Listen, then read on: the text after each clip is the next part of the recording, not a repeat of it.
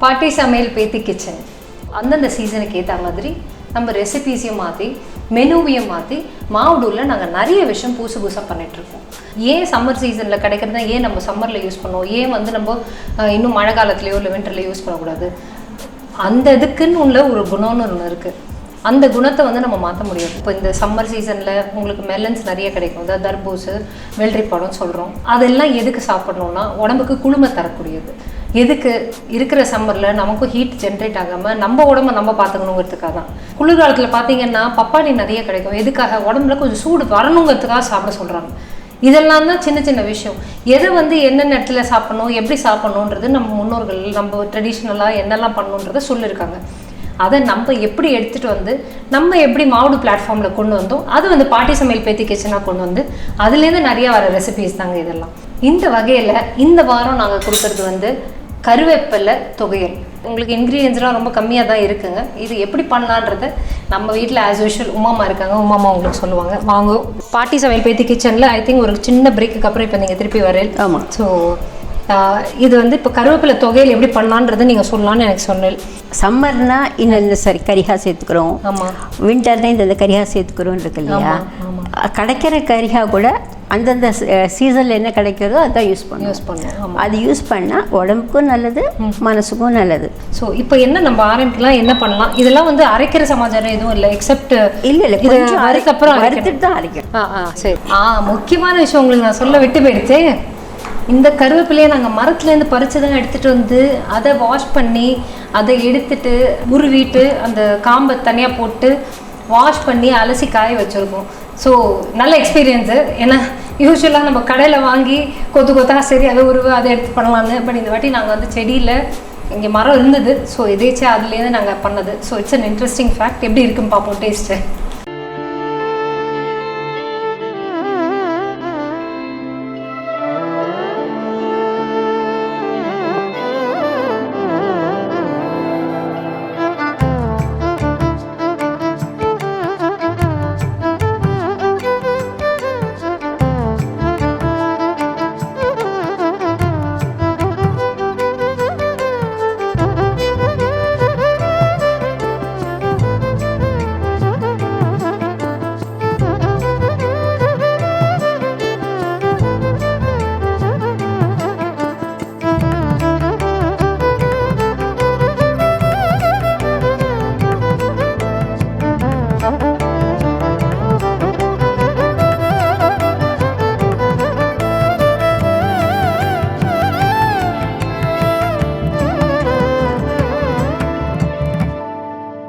தொகையெல்லாம் இது வந்து நம்ம பொடி ஃபார்மேட்டில் பண்ண போகிறோமா?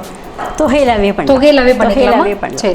ஸோ பொடியாக பண்ணால் கொஞ்சம் அதுக்கு கொஞ்சம் டைம் கொடுக்கணும், வேற ஒன்றும் இல்லை. ஓகே. இது நல்லா காய வைக்கணும். அப்புறம் நிறையா கொஞ்சம் டிஃப்ரென்ஸ் இருக்கும். அது ஈரப்பசியோடு இருந்தாக்கா அன்றைக்கி 2 நாளில் முடிச்சுடணும். அது ஒன்று இருக்குது. ஓகே. ஸோ இது தொகையல். இதில் வந்து கருவேப்பிலை நம்ம எடுத்துருக்கோம். இது போருமா உங்களுக்கு கருவேப்பிலை? ஸோ இது ஒரு ஹேண்ட்ஃபுல் ஆஃப் கருவேப்பிலை உருவி வச்சதுன்னு வச்சுக்கலாம். இதில் வந்து உளுத்தம்பருப்பு, உப்பு, இஞ்சி இருக்குது. இன்ட்ரெஸ்டிங் ஃபேக்ட், அதை எப்படி யூஸ் பண்ணுறாங்கன்றதை நம்ம பார்ப்போம். புளி இருக்குது, ஆஸ் யூஷுவல் பெருங்காய கட்டி, ஸோ அது இருக்குது.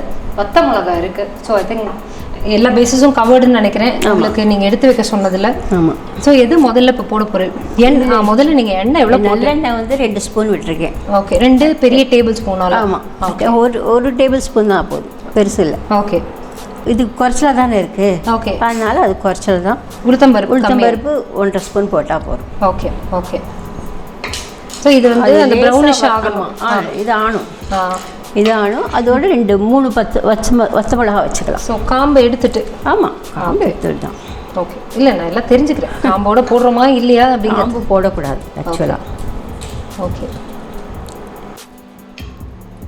இந்த கையால் எதையும் தொட்டுறாதவங்க அது வந்து சூடு, அந்த கண் எரியும். எந்த இடம் தொட்டாலும் அது எரியும்.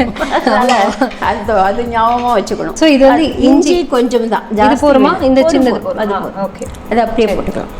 ஓகே. ஸோ இது இஞ்சி எதுக்காக நம்ம சேர்த்துக்கிறோம்? இஞ்சி வந்து ஜீரணத்துக்கு தான். ஜீரணத்துக்கு. ஸோ அது ஒன்றும் எக்ஸ்ட்ரா ஃப்ளேவர்னு எதுவும் நமக்கு கிடையாது. இல்லை அது கொஞ்சம் அதோட ஃப்ளேவர் நிச்சயமாக இருக்கும். அதனால் அதில் இதுவே கிடையாது. அது கொஞ்சம் போட்டுட்டா தான் உனக்கு அந்த கருவேப்பிலை கொத்தமல்லி அதுக்கு எல்லாமே கொஞ்சமாக இஞ்சி சேர்த்துட்டோம்னா தேங்காய்க்கு அதோட ஜீரண சக்தி நல்லாயிருக்கும். அது ஃப்ளேவர் என்ஹான்ஸ் பண்ணும். Okay okay. ஆமாம். ஸோ நம்ம வந்து தொகையெல்லாம் பண்ணாலும் சரி, பொடியாக பண்ணாலும் சரி, வாஷ் பண்ணி அதை காய வைக்கிறதுல தான் இருக்குது. ஆமாம் ஆமாம்.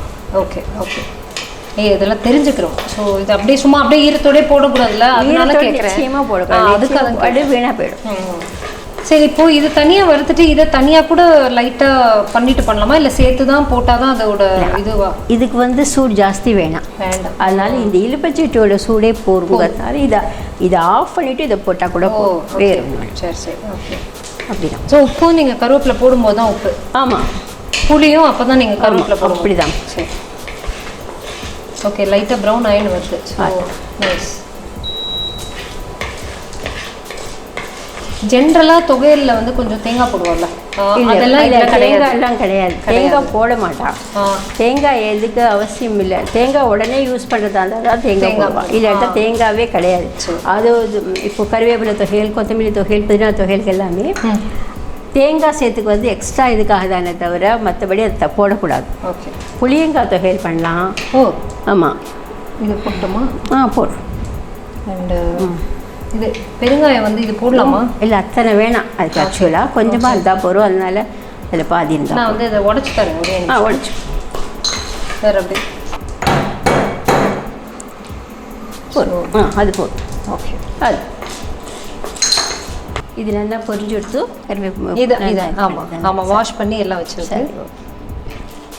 ஸோ இதில் பச்சை பசேன்னு இருக்குல்ல, நம்ம வந்து பறித்து பண்ணால் அது தனி தான். எப்போவுமே இந்த ஃப்ரெஷ்ஷுங்கிறது ஃப்ரெஷ்ஷு தனி தான். ஸோ இப்போ இதுலேயே உப்பு போடலாமா? ஆமாம், பாகு போட்டு ஆமாம், இவ்வளோ போடுறேன். அது ஓகே.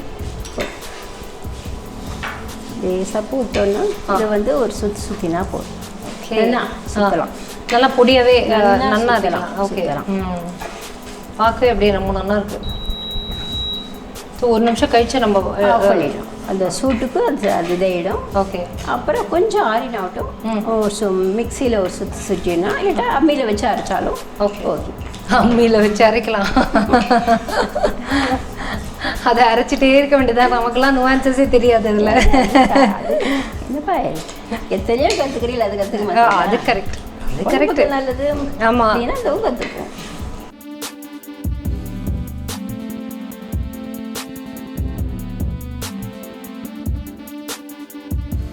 ஸோ இது நம்ம மிக்சியில் போட்டு அரைக்கும் போது லைட்டாக தண்ணி விட்டுக்கணுமா? இல்லை, அவசியமே இல்லை. ஸோ லைட்டாக அப்படியே ஒரு நல்லா சுற்றினா போகிறோம். ஒரு 2 தடவை கலரி விட்டாலே அதில் அந்த ஈரம் இருக்கு இல்லையா? ஆமாம், அதுவே சரியாக இருக்கும். ஓகே. அதுவும் ரொம்ப கஷ்டமாக தோணித்துன்னா ஒரு சொட்டு தண்ணி விட்டுக்கலாம். ஓகே, அதுக்கு மேலே அவசியம். ஸோ இதுதான் பார்க்கவே ரொம்ப நல்லா இருக்குது, கலர்ஃபுல்லாக இருக்குது, நல்லா வறுத்தாச்சு. ஸோ ஒரு கிரைண்ட் பண்ணிட்டு வரலாம் வாங்க.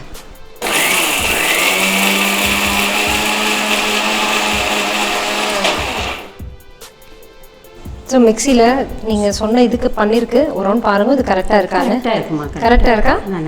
ஸ்பூனால் எடுத்துட்டேன்னா நல்லா அப்படியே உருட்டுற மாதிரி வந்துடும். ஓகே.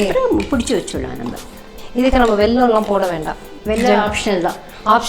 இல்லை, ஸோ அவங்களுக்கு தேவைன்னா யூஸ் பண்ணலாம். அந்த ஒரு திதி போல் அது வெல்லம் போட்டால் என்னென்னா காலத்தில் அது சமன் பண்ணும். அதுக்காக தான் வெல்லம் போடுறோம். ஓகே. அப்புறம் பிடிச்சிக்கிறதுக்கு வரும். ஓகே. அவங்க சொல்கிற மாதிரி நானும் உருண்டே பண்ணுறேன். எனக்கு வருது பார்ப்போம். பட்டு ரொம்ப நல்லா இருக்குது. வாசனை அந்த கருவேப்பிலை அந்த ஃப்ரெஷ்னஸ் நிச்சயமா. ஓகே, பார்க்கவே ரொம்ப நல்லா இருக்குன்னு பாருங்கள். க்ரீனிஷாக அப்படியே பச்சை பசைன்னு, ஆனால் அதில் கொஞ்சம் ரெட்டு டிஞ்சோட தொகையில் பண்ணலாம். அவங்க சொன்ன மாதிரி அந்த கருவேப்பிலை நல்லா ட்ரையாக இருந்ததுன்னா அதே மாதிரியே வந்து ப்ரிப்பரேஷன் என்னமோ அதே தான் ஒன்று. பட் நம்ம வந்து பொடி ஃபார்மேட்டாக வேணும்னாலும் நீங்கள் வச்சு நிறைய சாப்பிட்லாம். கொஞ்சம் நாள் வச்சுட்டு சாப்பிட்லாம். தொகையிலும் வச்சுக்கலாம், டிபெண்டிங் ஆன் வந்து அவங்க சொன்ன மாதிரி இந்த தேங்காய், வெல்லம், ஏதாவது எக்ஸ்ட்ரா இன்க்ரீடியன்ஸ் ஏதாவது போட்டு கொஞ்சம் வெல்லம் போட்டால் இருக்கும். இருக்காது. தேங்காய் போட்டால் இருக்காது. தேங்காய் போட்டால் இருக்காது, வெல்லம் போட்டால் தான் இருக்கும். ஸோ பார்த்துக்கோங்க. ஸோ அது எதெல்லாம் நாள்பட வைக்கலாமோ ஒரு வீக்கெண்டாக அதை பண்ணி வச்சுருங்க. ஸோ உங்களுக்கு வந்து ஈஸியான விஷயம். ஒர்க் டேஸில் வந்து நீங்கள் வந்து சிரமப்பட வேண்டாம். இல்லையா ஒன்றுமே வேண்டாம், நம்ம வாரத்தில் 3 நாள் தொகையல் பொடி வகைகள் நிறைய கொடுத்துட்ருக்கோம். நீங்கள் மாவுடில் வாங்கி கண்டிப்பாக இதை வந்து சாப்பிட்டு பார்த்து என்ஜாய் பண்ணுங்கள். ஆஸ் அ காம்ப்ளிமெண்ட்ரி பேக்காக நாங்கள் நிறைய தந்துட்டுருக்கோம். ரொம்ப நல்லா இருக்கு. சரி, அந்த கருவேப்பிலையோட ஃப்ரெஷ்னஸ் வந்து டிஃப்ரெண்ட்டாக இருக்குது. நீங்கள் என்ன சொன்னாலும் மரத்தில் பறித்து சாப்பிட்றது தனி தாங்க. இப்போ இங்கே 4 பேருக்கு 3 பேருக்குன்ற மாதிரி ஒரு கணக்கில் வந்து நம்ம வந்து தொகையில் பண்ணிருக்கோம். ஏன்னா இது ரொம்ப கம்மியாக தானே சாப்பிட முடியும். ஸோ இதே வந்து மாவுடு கிச்சனில் எப்படி பண்ணுறாங்கன்றதை பார்க்கலாமா?